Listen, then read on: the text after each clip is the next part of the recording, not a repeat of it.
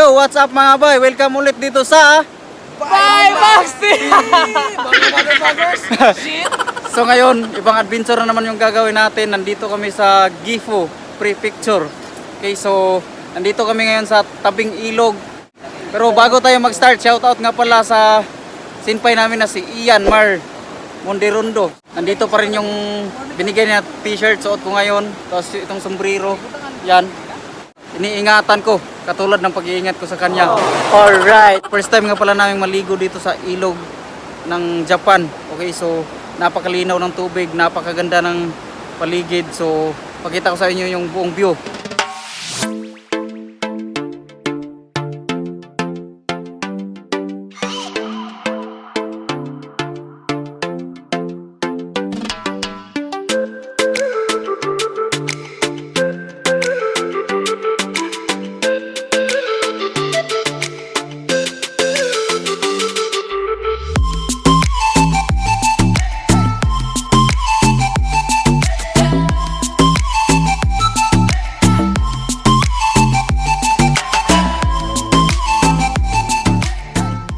So ayun po, pinakita ko na sa inyo yung complete view. Itong Gifu nga pala, ito yung, dito nakatira yung vlogger na nakapangasawa ng Badjaw na na-feature doon sa Jessica Soho. Bago muna tayo maligo ay kakain lang muna tayo sandali. So kakain muna tayo mga bay kasi huwag tayo maligo na sobrang gutom, baka malunod tayo sa ilog no.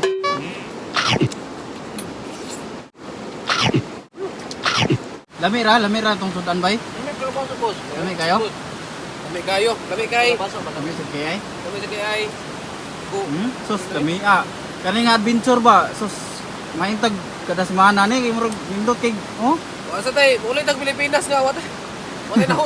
So muna yung mga baon na mo mga bay no. So nagbaon may kinilaw nya. Hindi So ba may gamay-gamay nga kalabasa, di ba? Tugsa tay. Oh, mga baboy sa kayay. Sakto sa kayay. Suwaw man kay ay mga duwaw. Ya, ang among view diri mga bay nindot sa kayay na oh. Yan nami ang among kiniwaw na si nga kwit sa tay. Nahangkay. Ang sa kayay? Lami sa kayay. Lami sa kay ay kamatwis. Matwis. Pipins. Lami kayo kay samtang nagkaon ka, nagtanaw ka sa mga palibot mga po. Sus, parang paraiso talaga to dito eh, oh. Nagda-diet sana ako eh, pero pag ganito yung background mo, nakaka-relax, tapos magpapakain ka ng marami. So ayun mga bay, tapos namin kumain. So ngayon ready na kami maligo. Napakalinis ng tubig dito guys. Tapos meron ngang namingwit doon. Ayun, meron namingwit doon sa taas, si Lola. Mag-ingat lang tayo dito sa ilog. Pag maligo tayo dito sa ilog, mag-ingat tayo, baka malunod tayo. Katulad ng pagkalunod ko sa kanya. Ang lamig ng tubig mga pre! Ito yung tubig ng Japan, ito yung ilog ng Japan. Napakaganda talaga guys. Napakalamig. Oh my goodness! Muntik na, ang lakas ng tubig. Muntik akong maanod. Kabugnaw! Ay, tugnaw kami no? Putik, parang ay sutir ah! You're my pangga! You're my pangga! Hey! Ang lamig! Ah! Ah! Ah!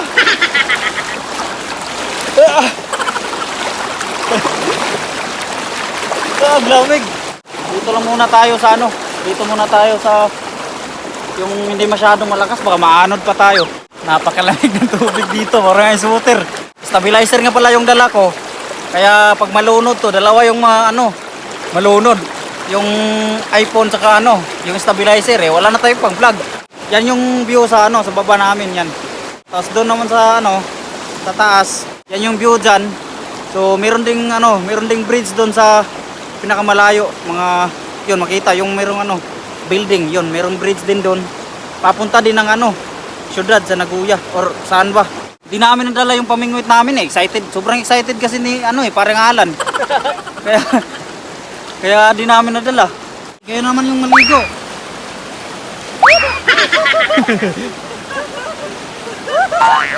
Saan tayo? Gapang pa more. Gapang kayo eh. May tatlong bibe akong nakita. Mataba, mapayat, mga bibe. Sige, kayong tatlo. Picturean ko kayo tatlo. Kailangan swelduhan nyo ako ha, kasi ano eh, photographer nyo ako eh. Ang hirap kaya mag-photograph. Ang hirap pa i-edit yung mga mukha nyo. Dive ka diha. Dive daw siya eh. Punta natin, videohan natin. Yan. Dive siya eh. 1. Ayun. Oh, ayos din ah. Asan ka mga to? Masulo. Ano na kong bato? Layo na kayo na oy. Dalinas na oh. Adlok oy. Napalay iho diha. Dito na lang talaga kami naliligo sa gilid, sa gilid-gilid kasi ano, lakas yung tubig dun sa gitna. Tsaka malalim kaya mas maganda dito. Oh, mas na-enjoy namin yung isang pwesto lang, hindi malalim yung tubig tapos maano din, malamig. Iba talaga yung ano dito sa Japan, iba yung nature nila kasi inaalagaan nila yung nature nila. Kung mapapansin nyo, dito pa lang sa ilog, walang magtatapon ng basura, kaya malinis, ganyan. Yung gubat nila, tingnan mo yung gubat nila, walang nagkakaingin dyan. Itong Japan, aabot pa to kahit 200 years. Kahit ilang taon pa yung lilipas, yung nature ng Japan, or yung buong Japan, makakasurvive pa. Dito sa Japan, kahit dun sa, sa syudad, wala kang makikitang basura.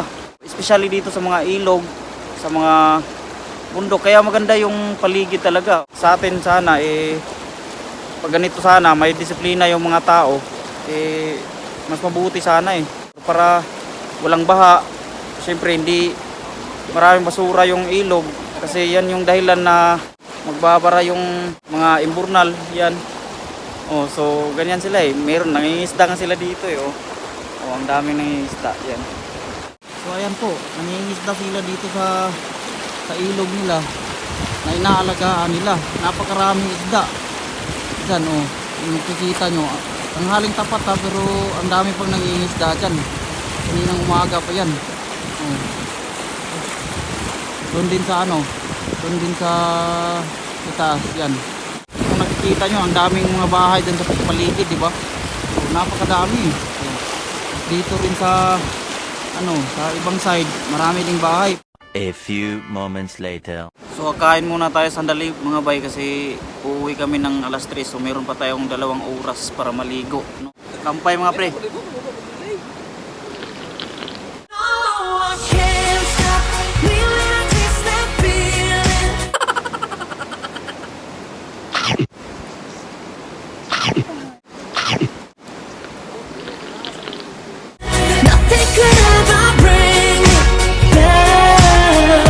Tapos na tayong kumain, maligo tayo ulit. Siyempre, bago tayo maligo sa sobrang init, 100 degrees dito sa paligid kaya kailangan natin ng sunblock na 200 SPA, no? Diba?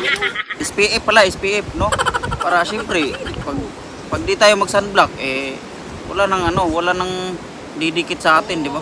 Di nyo ba alam na model ako ng Bayori, no?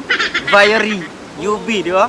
Mga bay, alam nyo, yung sekreto ko talaga, tingnan nyo yung mukha ko. Walang mga pimples, di ba? Alam nyo kung bakit? Ito lang yung sekreto ko. Bayori. UV yan, 200 degrees Celsius, kaya nito. Gago! Tara, ligo tayo. Ligo. Para sulit yung natin, sulit yung araw natin sa pagpunta natin dito sa maaga tayong gumising. Siyempre, sulitin natin, maligo tayo ng 15 isang oras, okay, bago tayo uuwi. Ayan yung isang kasama, sinusulit talaga niya, di ba? Kanina pa yan dyan, laging nakalubog. Sarap maligo, lalo na pag ganito yung oras, mainit, pero yung tubig malamig. Meron pa sila mga dam, itak. Ano yan, pag malaki yung mahuli, patayin agad.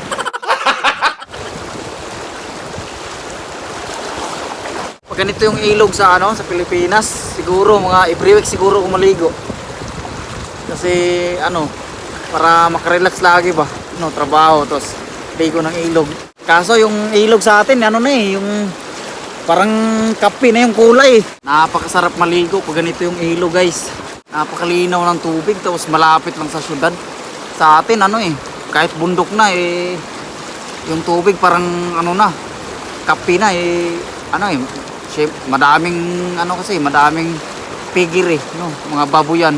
Tapos doon lang pinabagsak yung tae doon sa ilog. Syempre, hindi na tayo makaligo kasi sobrang ano. Tapos yung iba magtatapon pa ng basura doon sa ilog.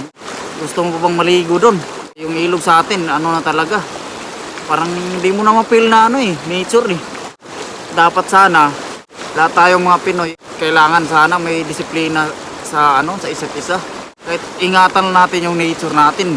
Napakalaking tulong na yun sa atin kasi sa mga susunod na generation, sample lahat anak natin, tapos anak ng anak natin, 'di ba? Tapos anak sa mga anak nila, 'di ba? So mapakinabangan pa nila yung nature eh. Ano? Pag kulay kape na yung ano, yung tubig, wala na. Masaya ba tayo na maliligo yung mga anak natin? Tayo, maliligo tayo sa ilog, tapos kulay kape. Masaya ba kayo dyan? Diba, dapat sana iibahin natin yung attitude natin na may saktong disiplina. Disiplina lang talaga sa sarili yung ano eh. Kahit lahat tayo, pag may disiplina tayo sa sarili, hindi sana natin mapabayaan ng ano, nature natin, di ba? So ipapakita ko sa inyo yung ano, yung tubig dito sa pinagliguan namin kung gaano talaga kalinis, kalinaw. Napakalinaw kasi. Oh, namamangha kasi ako dito kasi sa Pilipinas wala akong ilog na nakita na ganito. Oh.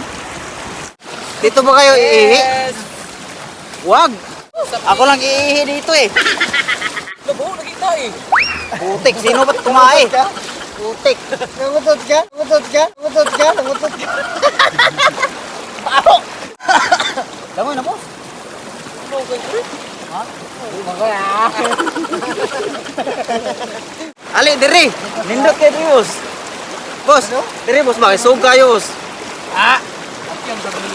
Sog lagi. Okay, ramu gumanod ka gon. Mayam ka mo langoy.